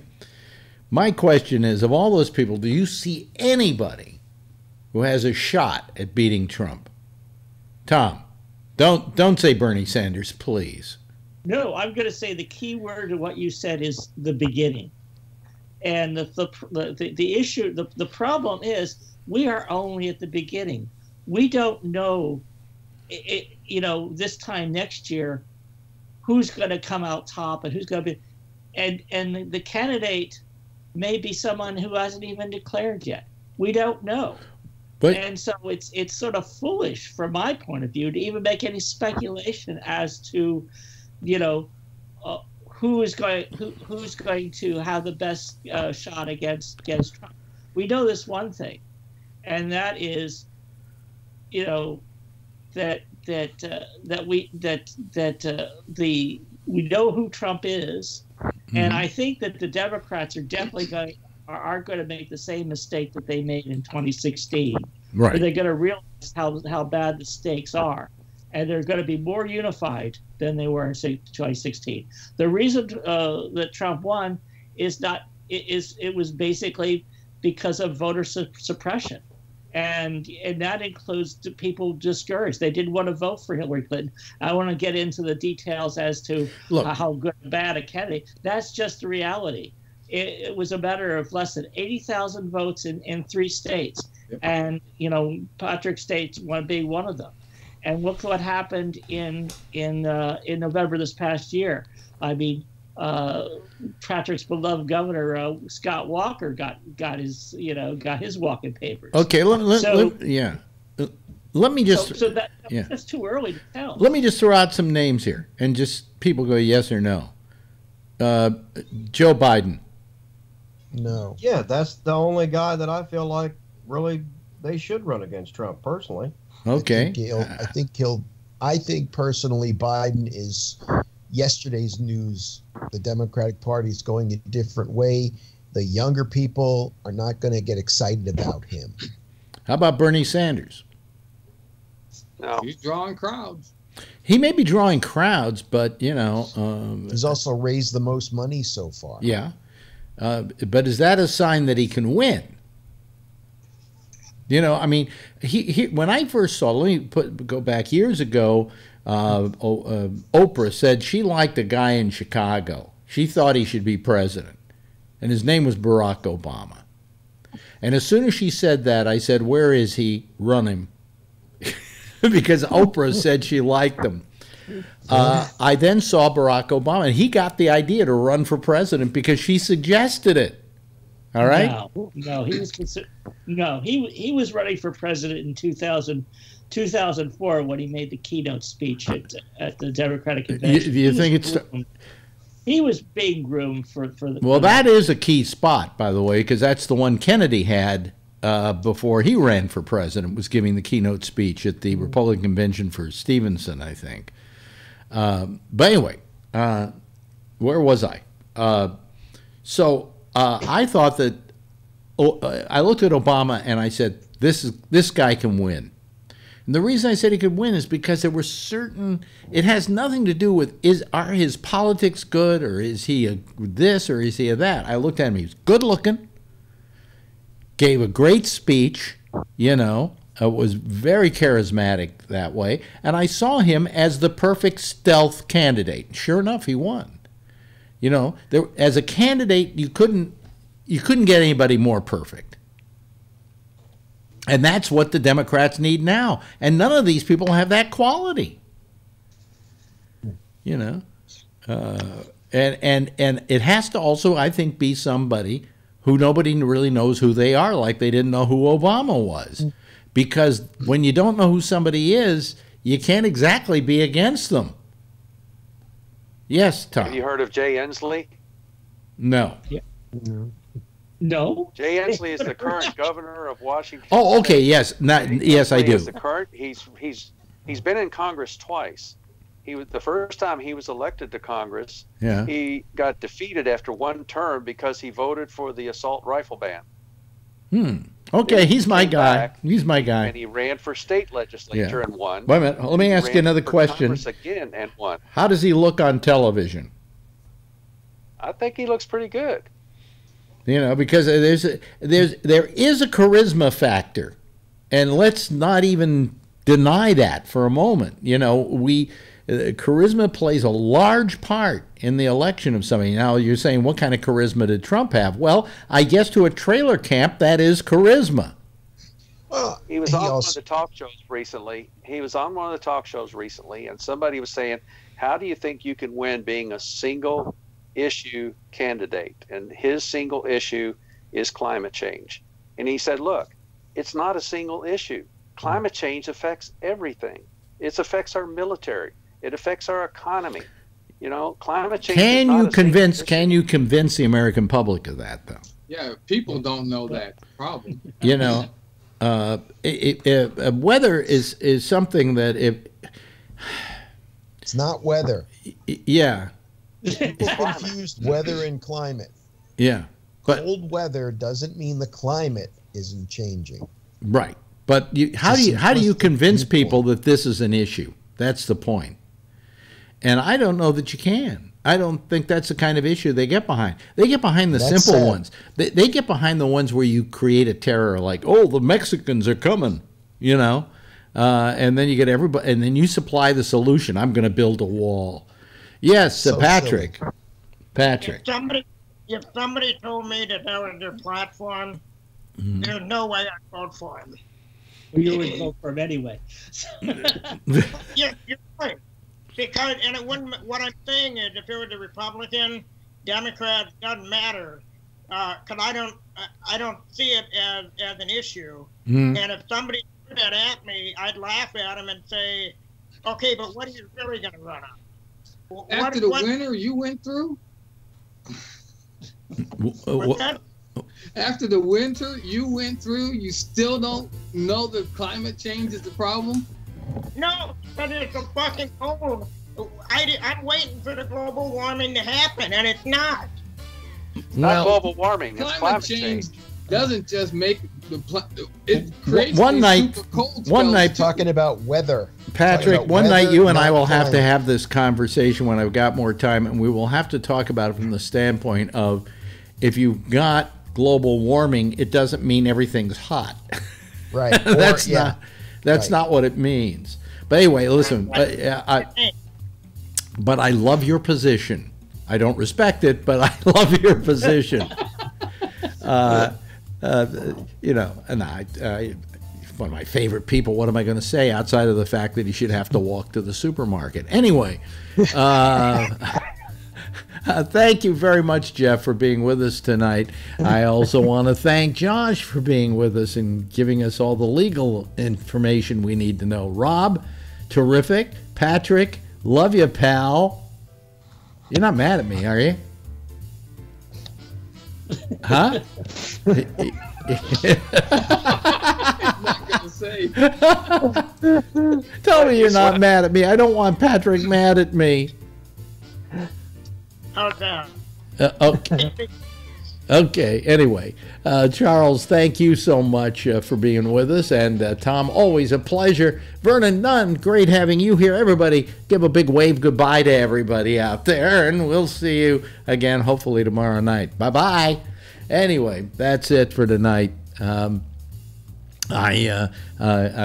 Next is The Intersection, Jack Bishop, tomorrow night.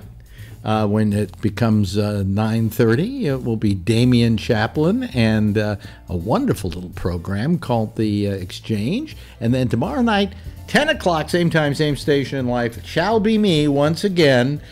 And in the meantime, if you see her, tell her I love her, okay? Bye-bye.